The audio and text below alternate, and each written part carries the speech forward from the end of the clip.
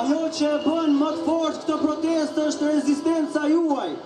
28 ditë forcë, besim, shpresë për një Shqipëri pa korrupsion, një Shqipëri ndryshe dhe të barabartë për gjithë.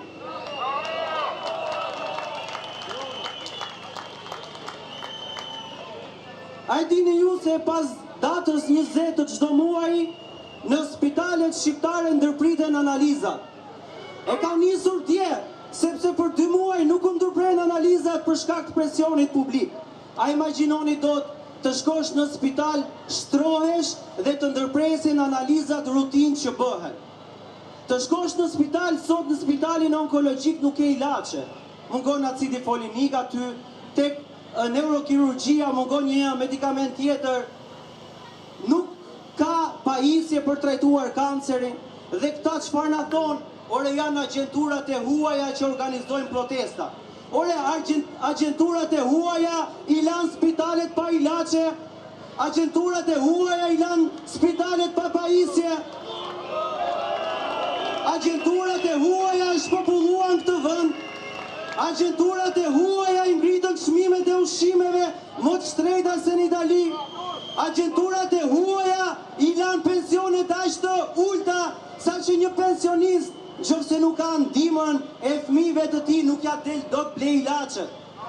A është kjo historia jon? A është kjo e vërteta jon?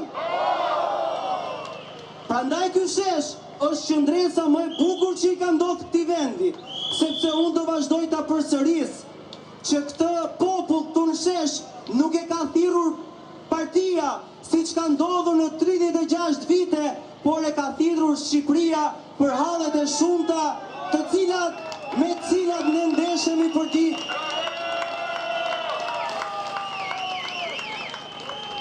Forca jonë është rezistenca dhe qëndresa në këtë shesh. Forca e popullit është mos lodhemi, sepse këta nuk lodhen duke vjedhur. Këta nuk lodhen duke vjedhur me koncesione, duke vjedhur tek parat të cilat do duhet shkojnë tek spitalet. E kanë lënë shtetin pa ilaçe, i kanë lënë spitalin pa ilaçe, një shteti i cili nuk punon për të siguruar trajtim për pacientin. Ka rënë sistemi. Kush nga ju ka shkuar në spital dhe ka dhënë lek për të bërë operacionin ose për të marrë shërbimin ngrej dorën? A e shikoni, kjo është e vërteta juaj. Është e vërteta jone të gjithëve neve, prandaj nuk mund të vijoj më kështu. Nuk mund të vijoj më, sepse do e paguaj me. Sikundër, fatkeqësisht e kanë paguar shumë të tjerë të cilët sot nuk janë më në jetë, sepse Shqipëria nuk ka protokolle. Shkon në spital, ankohesh të bëj një ekzaminim, shkon në shtëpi dhe në shtëpi vdes, sepse s'kan protokolle. E kanë kopsin Eden këtu 4.3 milion euro. Kanë para për qepet e tyre e nuk kanë para për ilaçe.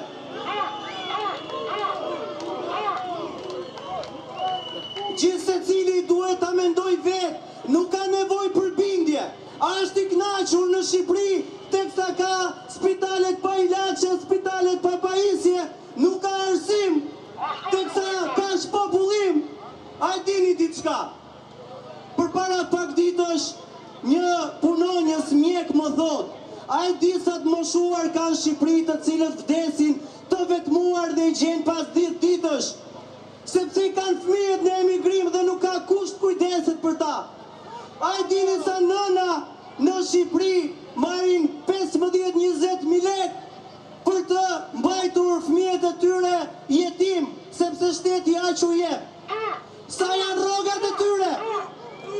A e dini ju që fëmijë me aftësi ndryshe marrin 130.000 lek, 150.000 lek nga shteti jonë? Sa marrin këta? Kur smuren këta, ku shkojnë? Ikin gjithë atje jashtë. Kam parë një baba këtu është mes nesh në protest. E ka fëmijën me aftësi ndryshe. Është në protest sepse nuk ja del dot. I jep ushqim nga barku sepse shëndetësia në Shqipëri e la për të vdekur e vajti në Francë, atje i dha një shans për të jetuar. Është në protest, vjen nga Durrësi. E në qoftë se kërkoni arsye për të protestuar, mendoni për veten tuaj, a ja dilni dot me ato rroga që merrni për t'ja dalë në Shqipëri, për të blerë një shtëpi, për të ndërtuar të ardhmen, për të mbajtur fëmijët. Lindin çiftet e reja fëmijë dhe mendojnë për fëmijën e dytë se nuk e mbajnë dot, se në spital duke paguar, shkojnë maternitete dhe përfundojnë në privat, sepse nuk të trajton njeri. Kjo është e vërtet ajo dhe kjo e vërtet. Do duhet të mbledh këtu në shesh këdo, sepse është për ne. Kuptojeni të gjithë, është për ne. E fundit, në 4 korrik është lajmëruar një protestë e madhe. Diaspora përsëri duhet jetë këtu. Tirana duhet jetë këtu. Qytetet nga gjithë Shqipëria duhet jetë në Tiranë. Sepse kanë thënë që u boshatit sheshi, por ta kuptojnë që ky shesh mbushet plot sa herë kërkon Shqipëria.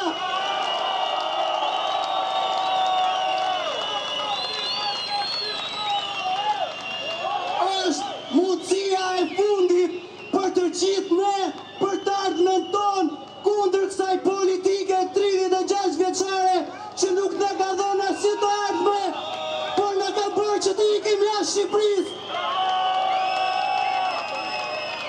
Duhet luftojnë, ashtu si kundër këta nuk lodhen duke vjedhur, të mos lodhemi ne për Shqipërinë tonë të drejtë.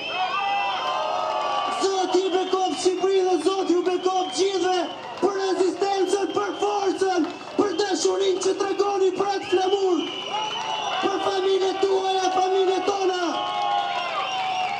Është rezistenca më e bukur që ka parë ndonjëherë Shqipëria. Është rezistenca për familjet tuaja e për të ardhmen tonë.